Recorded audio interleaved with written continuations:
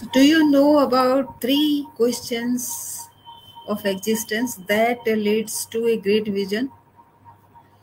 So, and most of us don't know, transitioning from individual to collective requires a purpose, which we name as vision, which is if sufficiently big, then is capable of transforming a person with small to enormous.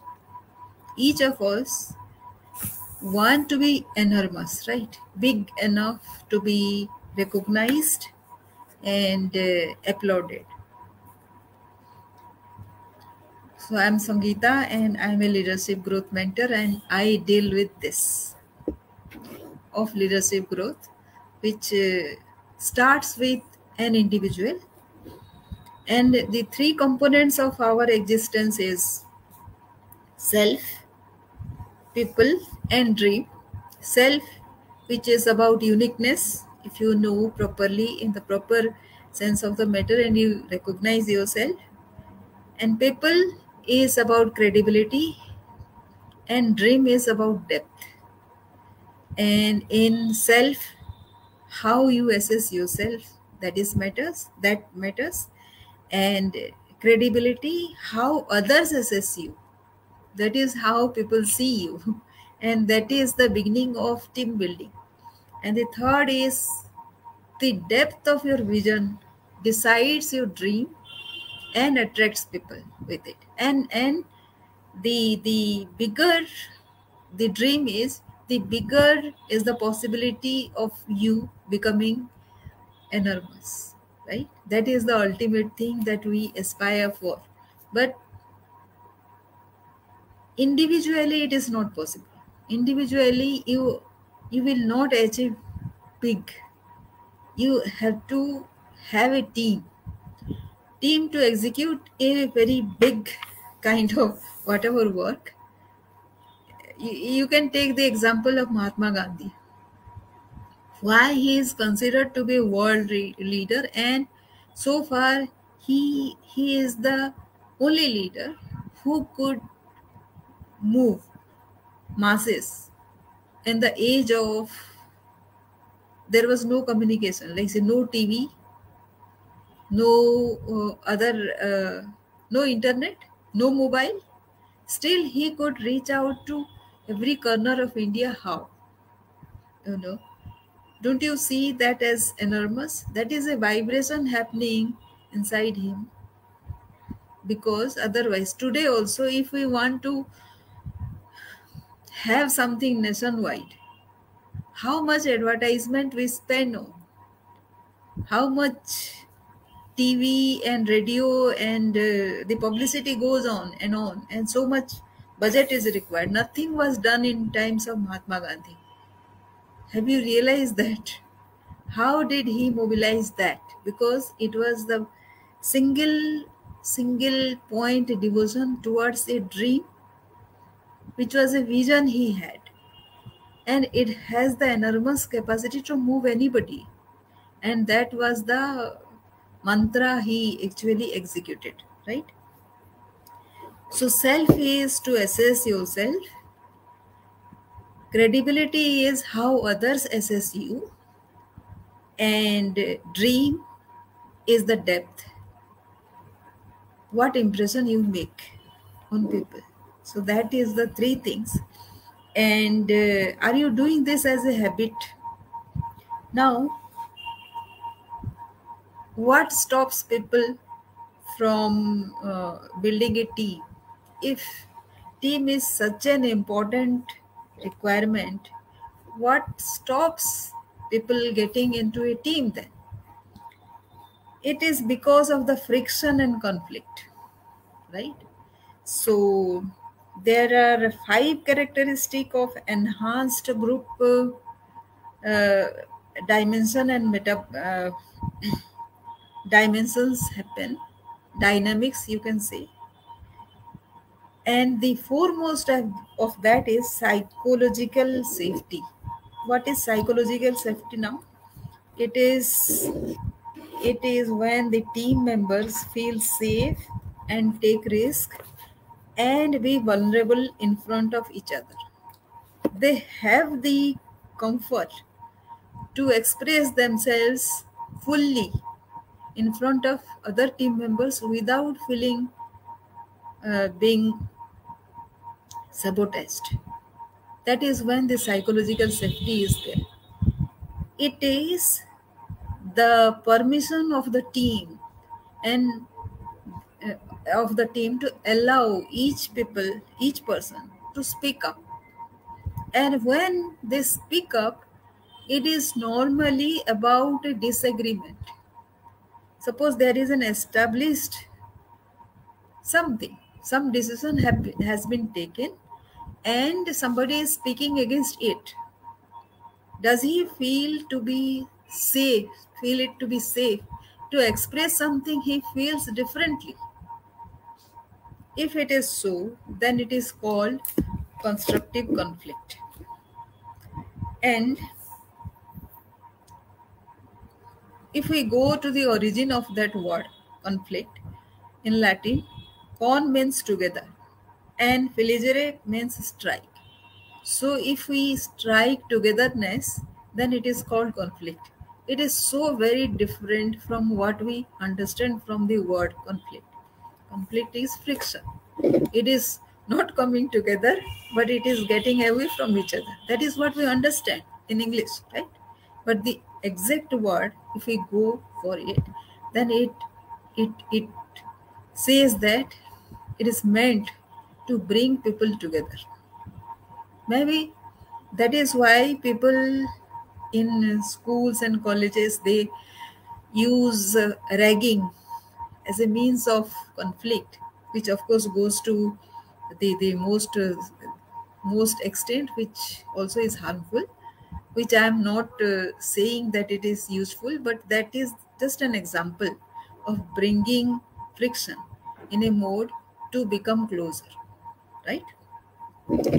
Now, the other types of conflict are deconstructive conflict, which means it agitates, annoys, and proves one person is right and the other person is wrong, which means win-lose situation, which is never a proper managerial dynamics. Win-win is a situation everybody should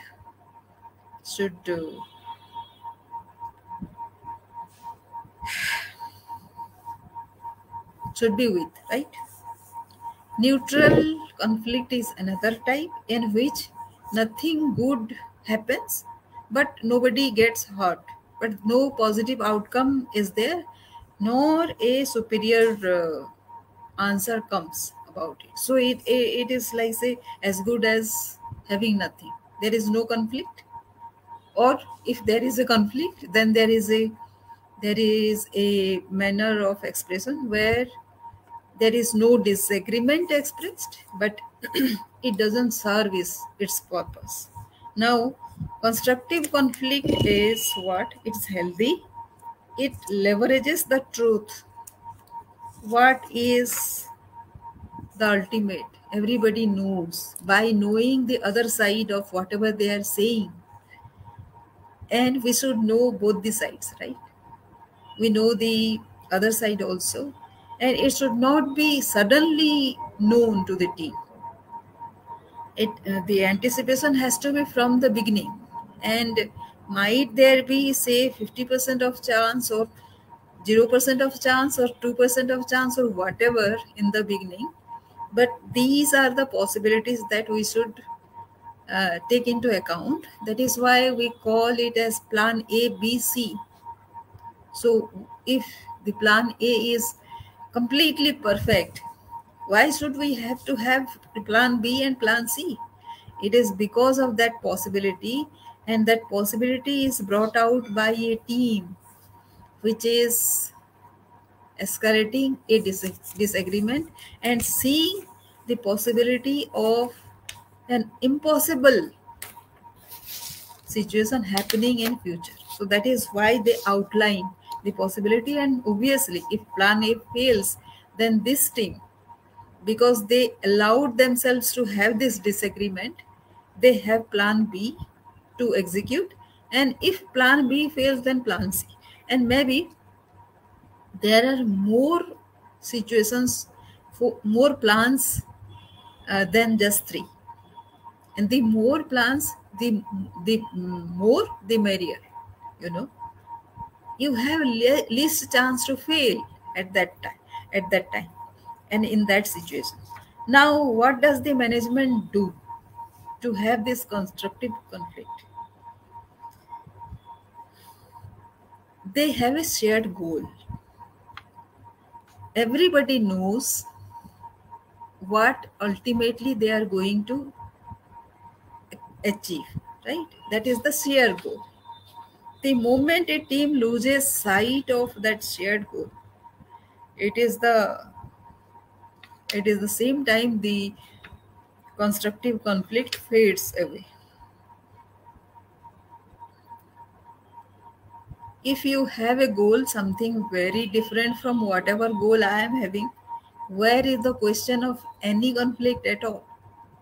We are going in different direction, and it is not, I am not asking the other person also, because his or her goal is very legitimate as it is mine.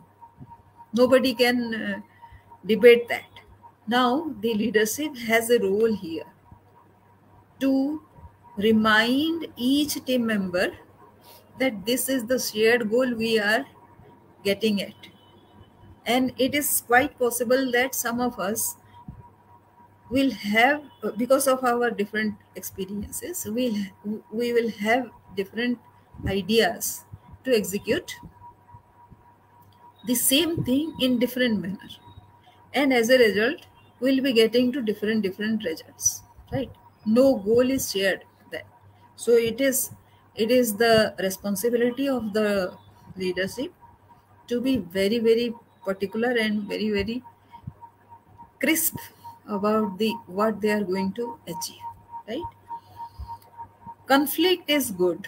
Constructive conflict is good, of course, and as long as we want the same outcomes. So conflict is allowed till you think that you are going at the same outcome. And why do we want the same outcome? Because the vision is very, very huge. It cannot be achieved single-handedly. It needs a team. Most of us need to have that big vision, and if we are alone, we are not getting there, because a single person's ability will never be enough to reach the vision that is that big. So if you are able to reach anything individually, on yourself, all by yourself, then you should know that the vision is not big enough. It is not going to help anybody other than you. If that is so, then of course you are welcome to go ahead with that, but it will not keep you interested in life for a longer period of time, because it is not going to pose any challenge to you, to your capability. And you will not feel any fellow feeling also. So if you agree with me, then please like the video, and also like my YouTube channel also. And with this, I want to tell you that every Saturday I do a webinar, and you have to register every week to attend that webinar. And the link of that webinar is given in the description of this video. Please register there to be in my webinar, where we will be discussing more about resourceful influence and at workplace, to influence everybody, the management, the team, and achieve recognition in the workplace and stand out in a crowd. Thank you.